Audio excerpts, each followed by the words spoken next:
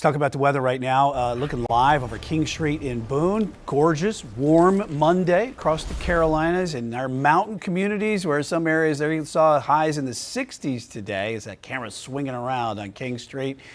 We're going to get to keep that jacket ready because we have some freezing temperatures that are going to take hold in the Carolinas, especially in the mountains. Let's get right over to meteorologist Brandon Lawson in the Pinpoint Weather Center. And Brandon, those freezing temperatures, that's later this week. Yeah, that's exactly right. We've got the mild air now, but by later this week, we're bringing back out the winter coats. We've got just a major dip of the jet stream as we go into Thursday, Friday, and also through the weekend. You start seeing these purples. You've got Arctic air that's building into the area. If this was the winter months like January and February, we'd be seeing high temperatures in the 30s and 40s. Luckily, we're still in mid-November, so we're going to be seeing 50s for high temperatures, so it's not going to be too cold, but definitely colder than what we've seen. But it's our overnight low temperatures that we're going to be watching for some possible freezing temperatures. Friday morning up at Boone and Jefferson, waking up in the 20s in the high country.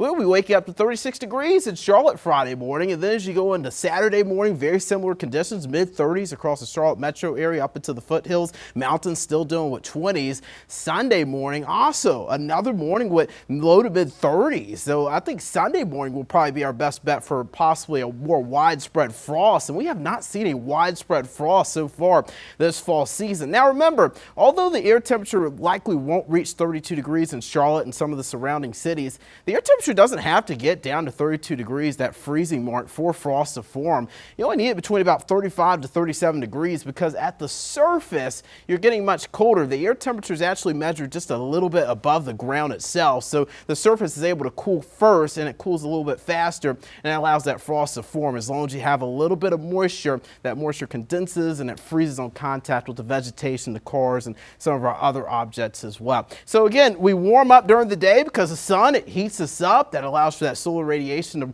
bring our temperatures up like into the 70s like we have today. But at night, we have something called infrared radiation. So the heat rises and it cools the surface at night. And it cools faster with clearer skies because just like your blanket and your covers at night, when you have cloudy skies, it can trap that heat in. So you need clear skies, light winds as well, because when the winds are blowing very strong, it mixes some of that warmer air to surface and also drier air for those cloudless skies. So latest fall freezes, Charlotte, the latest fall freeze we've seen December 10th.